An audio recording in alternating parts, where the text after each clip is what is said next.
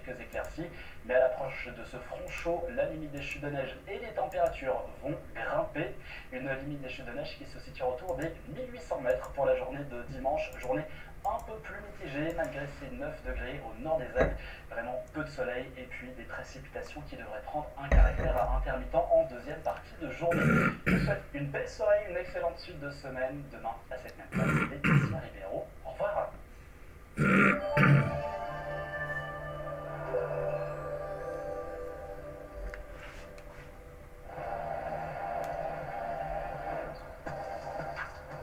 C'était la météo avec Groupe Mutuel.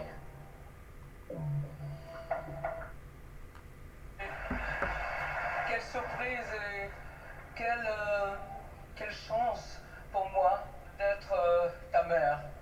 Franchement, je l'ai toujours rêvé, je l'ai eu et je suis très fière de toi.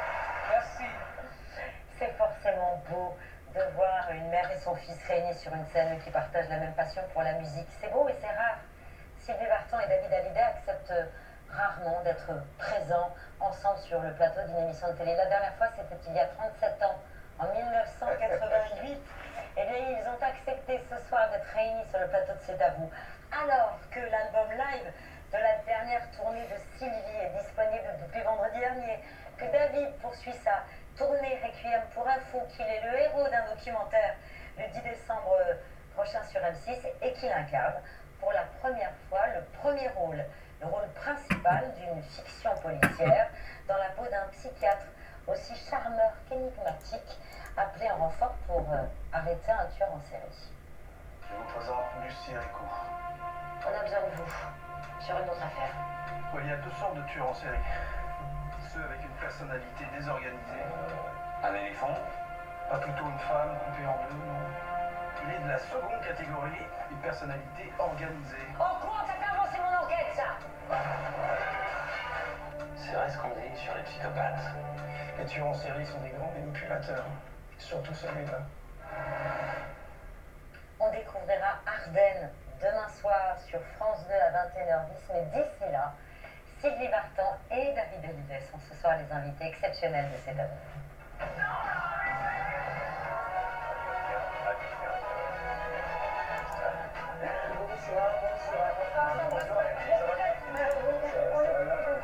Ben oui, merci beaucoup à tous les deux d'avoir accepté de faire ça. Bienvenue.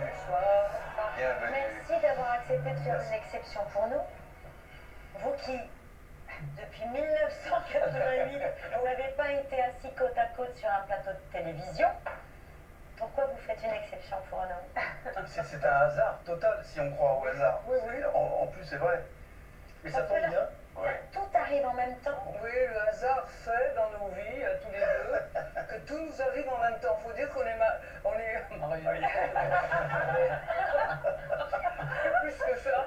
Ça aurait intéressé Et on est en religion à 10 heures d'intervalle. Vous êtes né Lui, à il est 10 né le 14 au soir et moi le 15. Évidemment, des années à... Donc c'est un hasard. Ben, c'est fou, c'est vrai que tout vous arrive en même temps, cette tournée magnifique et cet album live de cette tournée, Requiem pour un fou, le succès a été extraordinaire de ce disque et la tournée se poursuit. Et puis, cette série, Ardennes, j'imagine que là ce soir vous êtes sur le plateau, mais demain Sylvie, vous serez devant votre télévision. Absolument. Ben voilà, je connais votre emploi du temps à l'avance. Non, parce que je l'ai pas vu à l'avance. Oui. Non. Je n'étais pas là. Ah, le je jour crois que vous de... n'étiez pas voilà. là. Non, mais demain, je suis là. Non, quand même. Parce Oh. que nous, on l'a vu. Ah oui.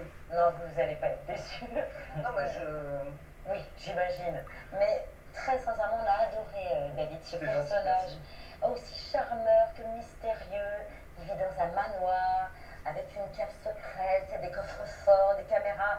On sent qu'il dissimule quelque chose, on ne sait pas vraiment quoi.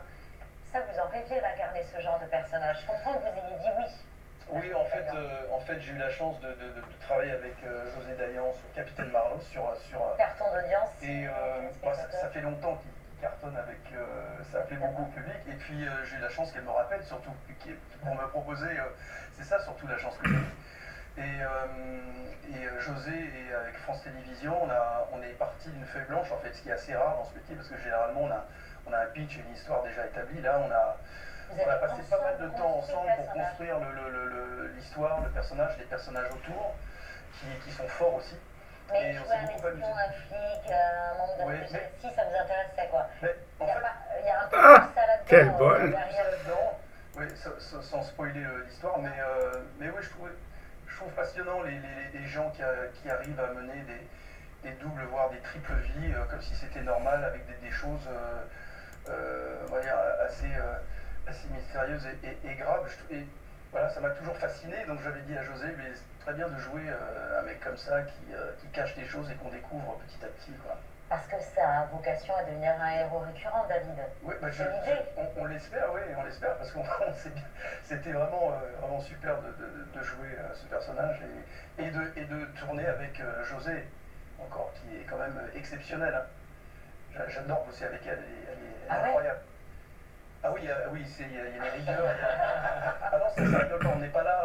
Ouais, mais non. Il y a quelqu'un qui peut tourner un film en 3 semaines, je pense. Mais en même temps, j'aime bien sa façon de travailler parce elle sait ce qu'elle veut exactement et ça traîne pas, quoi. Donc, Sylvine, vraiment, vous ne ratez pas un mot de ce que dit David. non, parce qu'elle découvre en même temps. On parle pas Je suis de. très à l'écoute parce que c'est vrai que quand on chante, c'est une façon aussi de jouer. Sauf qu'on est beaucoup plus soi-même. Hein. Quand on joue, c'est merveilleux parce qu'on a cette légèreté de toucher à l'enfance et de rester vrai et d'avoir des vies différentes. Et ça, je suis vraiment très heureuse pour lui parce que je sais qu'il a ces talents-là aussi et que voilà, ça arrive en même temps, c'est merveilleux. C'est toujours des rencontres et moi c'est vrai que je suis très très cinéphile et grâce à ma mère aussi qui m'interdisait d'aller voir certains films de mon père à l'époque et que je dissimulais en catimini pour les regarder en loose day derrière le dos de tout le monde, Orange les Mécanique. films, entre autres. Mais il n'y avait pas Johnny dans Mécanique. Non, mais Non. pas les films de Johnny, Non. non. Mais des films comme Midnight Express, Ah ouais. des films qu'on regarde Oui, avec mais il avait 10 ans. Ouais. Alors, Ah bah oui, c'était je suis d'accord. vigilante. Ça vous a pas empêché de Non. devenir cinéphile, acteur et de continuer à faire de la musique. Ben oui, Sylvie, vous avez tous les talents, c'est vrai. Vous n'êtes pas qu'acteur de Ardennes, c'est vous qui signez la musique du générique. José m'a proposé encore une fois, donc je voulais que je lui dise non. J'ai dit, mais bien sûr, avec plaisir. Tant qu'à faire, Et vous, en fait, vous renouvelez l'expérience, parce que déjà en 1987, vous étiez dans un film et à la Oui, bande c'est vrai, originale. c'est vrai, ouais. Et oui, c'était pour Is My Girl, Ouais, c'est vrai, de ouais. Gabriel Ouais. Beaumont, extrait. Ouais.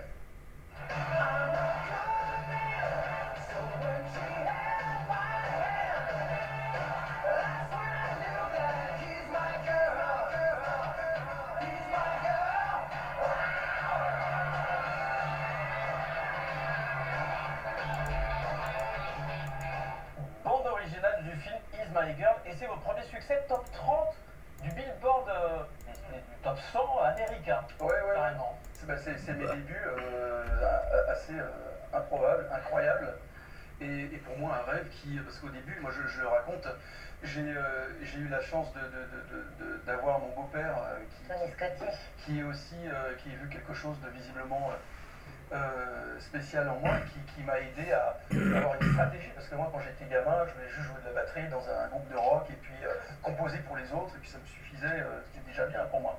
Mais d'être devant de la scène et d'être un performeur, je ne le voyais pas nécessairement, et c'est lui qui m'a Il a vu en lui. Parce que lui, c'est vrai, il ne savait pas, mais Non. lui, il a bien vu en toi ce qu'il y avait de vrai. Et donc j'ai eu cette chance-là, et ce film, ça a été c'est un truc de fou, parce que tourner aux États-Unis, il bloquait les routes, comme je le voyais quand j'étais gamin, avec des grosses productions et tout à Hollywood. Et là, c'était une espèce de voyage dans le temps, dans une autre dimension me concernant. Une fois, j'arrivais sur le tournage, je me disais, mais qu'est-ce que je fous là en fait. Ouais, c'était un truc un peu surdimensionné, ouais. Vous l'avez dit, Sylvie, vous aviez vu les talents d'acteur de David, mais le cinéma, c'est de famille. Vous qui avez décroché votre tout premier rôle au cinéma alors que vous étiez une jeune écolière, un tout petit rôle, mais pour lequel vous avez obtenu votre premier cachet, c'était dans le film d'un ami de votre père. Vous vous en souvenez de ce tout petit rôle? Non? Sous le joug. Ah, sous le joug, oh là là, oui. Mais c'est ce qui a déclenché ma passion pour le cinéma. En fait. Exactement. Je pensais que je tournais dans Temps n'emporte le vent. J'avais 6 ans et mon père connaissait le metteur en scène. Et pour m'acheter cette paire de chaussures avec laquelle je suis arrivé en France, j'ai donc tourné un petit rôle dans son film qui était un film historique. Et je faisais partie d'une classe. Et c'était, comment dire, c'était sous le joug turc, justement. Oui. Un film tiré d'un grand roman bulgare. Et on me voit faisant moi. Et j'étais déguisé, j'étais grimé. Je dis, mais c'est merveilleux d'être quelqu'un d'autre. J'avais un costume. Je ne m'occupais plus si je voyais ma mère, pas ma mère. Je ne voyais que le proviseur qui apprenait ses lignes, qui répétait ses lignes, et moi il me faisait peur parce que je prenais mon rôle au sérieux. C'est ça, on reste toujours enfant quand on fait du cinéma. Exactement. Quelques paires de chaussures plus tard, en France, Je ne les ai pas, ces chaussures. C'est faut-il acheter avec votre premier cachet? Fou. Ouais, un de ouais. vos premiers films, c'est Patate, film de Je Robert les ai Thomas pas. tiré de sa pièce. Je les ai pas, ces 1964. chaussures. On a retrouvé une Je archive les du ai tournage pas. où vous tournez tout simplement Ouais. aux côtés de Jean Marais. 244 première. La répétition. Si vous achetez une morceau de papa, monsieur... Vous avez acheté. Vous avez acheté un morceau de papa, monsieur Carali? Oui, mais j'espère bien faire avec. Santé. Si vous faites de bonnes affaires avec la famille, en plus. En plus, de quoi? En plus d'être riche, À quel collège vas-tu, Alexa? Pour Saint-Thomas. Et tu prépares quoi?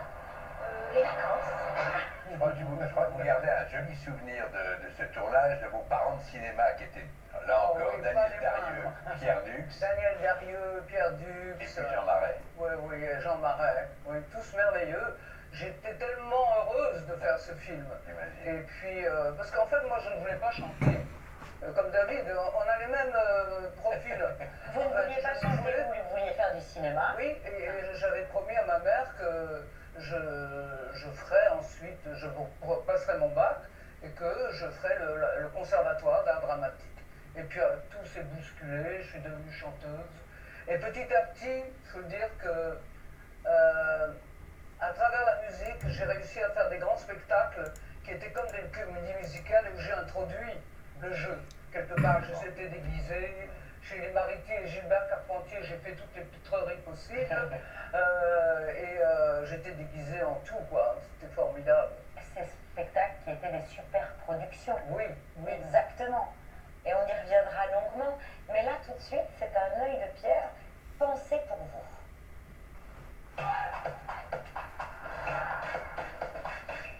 Je ne vais pas vous raconter ma vie, mais je suis de cette génération de boomers qui a connu l'époque où les vinyles, les disques anglais ou américains sortaient quelques mois après en France, et nous on trépignait d'impatience, donc on les achetait en import, et le fin du fin, c'était d'avoir de temps en temps des singles, des disques avec 2 seules chansons, venus directement des États-Unis, et du coup, à côté des grandes marques, Philips, RCA, CBS, Warner, on découvrait des labels inconnus en France. Par exemple, celui des Scotti Brothers.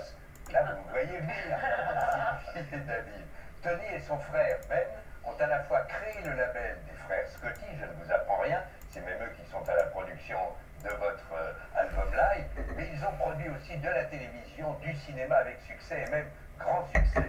Tony Scotti, que j'aime d'amitié, c'est votre mari, Sylvie, et David, vous avez passé vos jeunes années américaines avec Sylvie et Tony, ce couple heureux.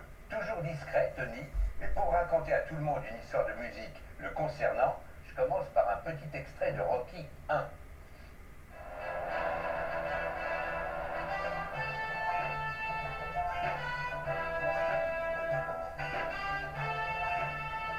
Le fameux titre de Rocky 1 signé Bill Conti a accompagné le triomphe de ce Rocky d'ouverture, et puis il y a eu Rocky 2, et lorsque Stallone a commencé à gamberger à Rocky 3, il voulait une rupture musicale. Il a pensé peut-être à un titre de Queen, il n'a pas eu les droits, et en dînant avec Tony Scotti, il a suivi son conseil, il a passé un coup de fil au leader d'un petit groupe très talentueux que Tony avait dans son écurie.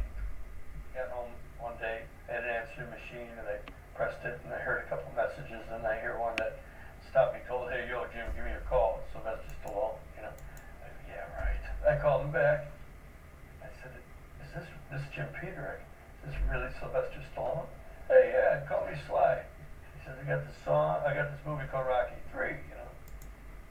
I could use that song Gonna Fly now, but I don't want to. I want something new, something fresh. Can you write us a song for Rocky III?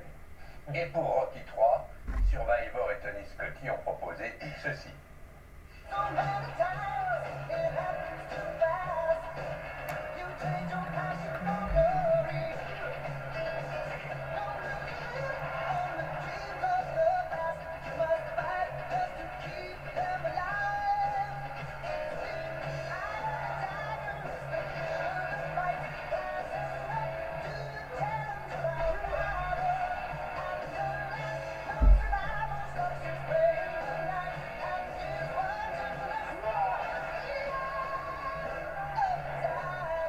Triomphe de Rocky 3, dans la foulée 9 millions de ventes pour Eye of the Tiger. Du coup, pour Rocky 4, toute la BO est produite par les frères Scotti, avec même du James Brown dedans et sur scène, puisque James Brown a été un temps de ce label de Tony.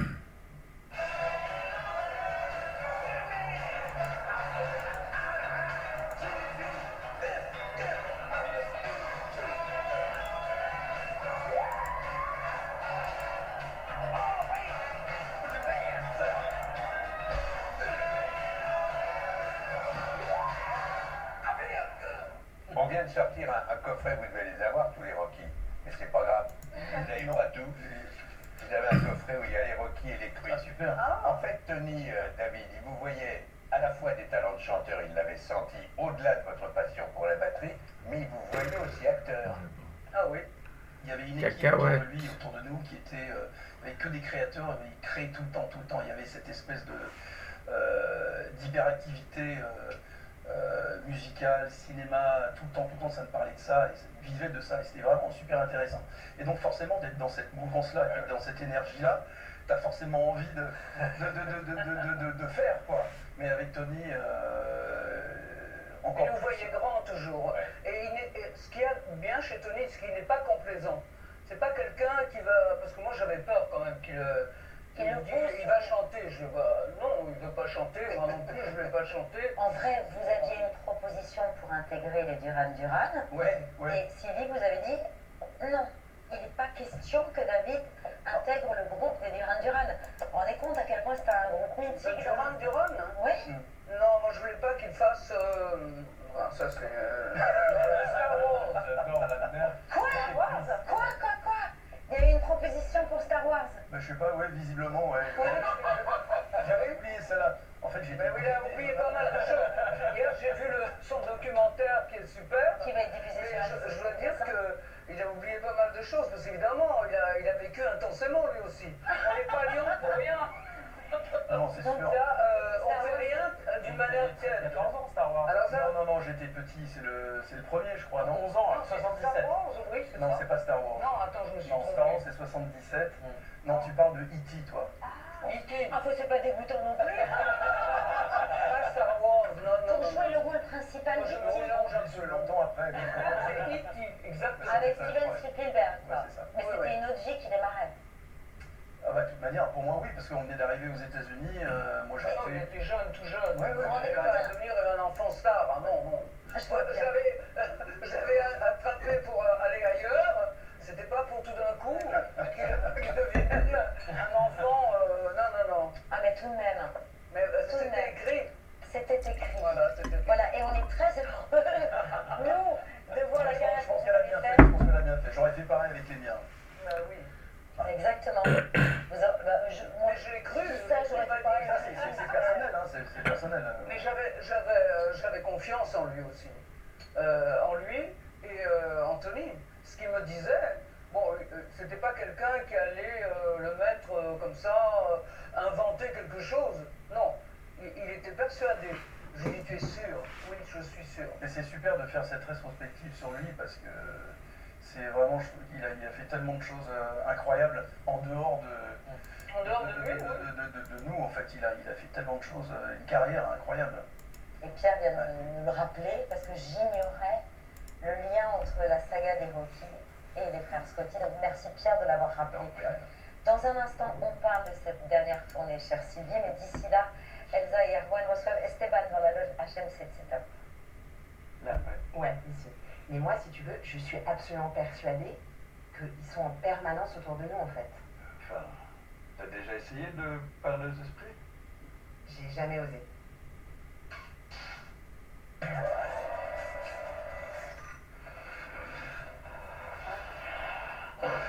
fais quoi? Bon, rien dit.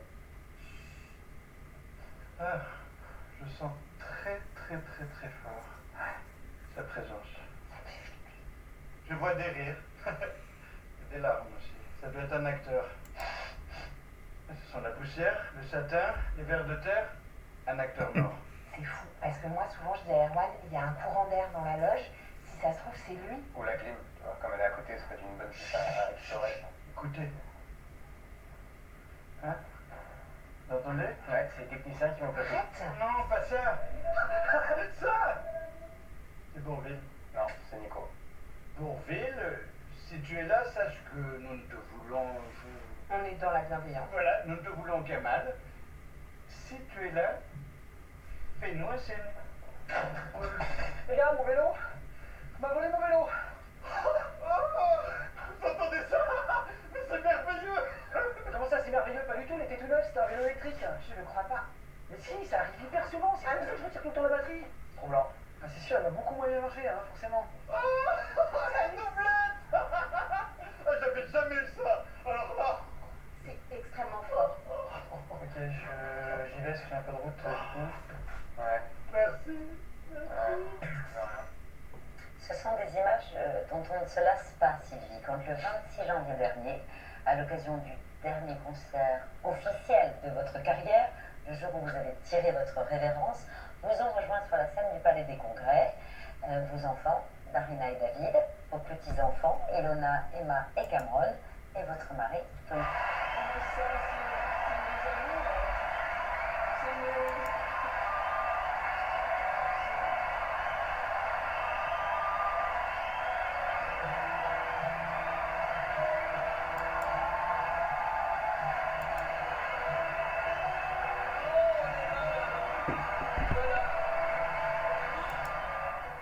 C'était avec votre famille que vous vouliez vivre ces derniers moments sur scène. C'est la